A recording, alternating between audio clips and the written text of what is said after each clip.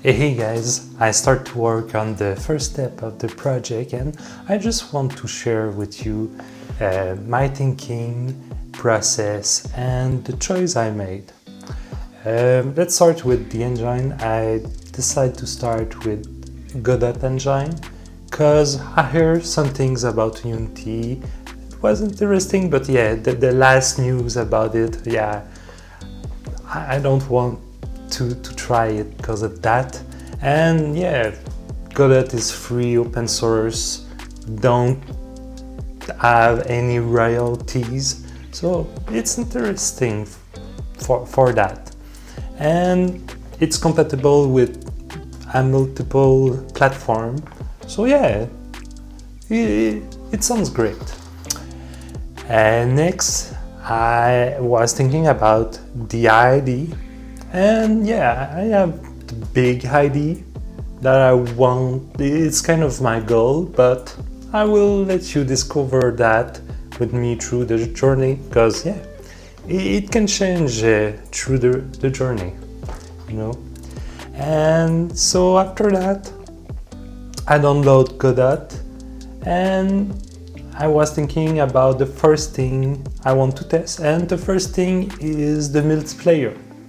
So yeah, I was just thinking about how to do that. Does the engine have an API about that? And I just watched some tutorial on YouTube and I found a video that was interesting and the guys share his code. So I just tried that and it was interesting, it was working. So I play with the code of the guys who share his code, and yeah, it was nice, but a bit complicated, too much, not as simple as I want. So yeah, I got some blocking step, and I can achieve what I want to achieve. And it was kind of hard to do tests with that much information, so I stopped and I watched another tutorial and some information, read about the APIs, and I find something really more simple. And I tried that and I just test it and it works fine. And then I just I just try to test other things, try to integrate some things about that, like another player and things like that. Does the server, can I make a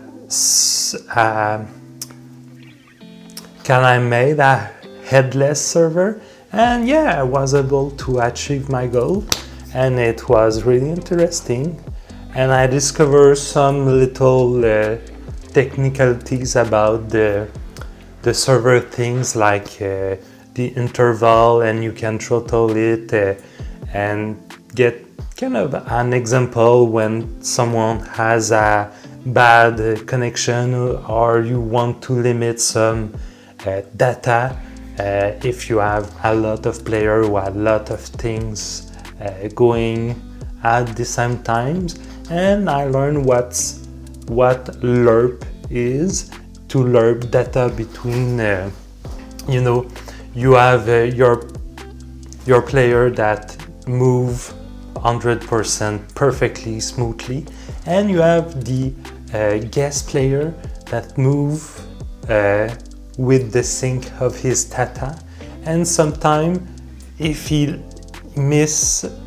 he has bad internet, you will lose some packet and you have this position, and then you will have this position, and not all the information between these two positions.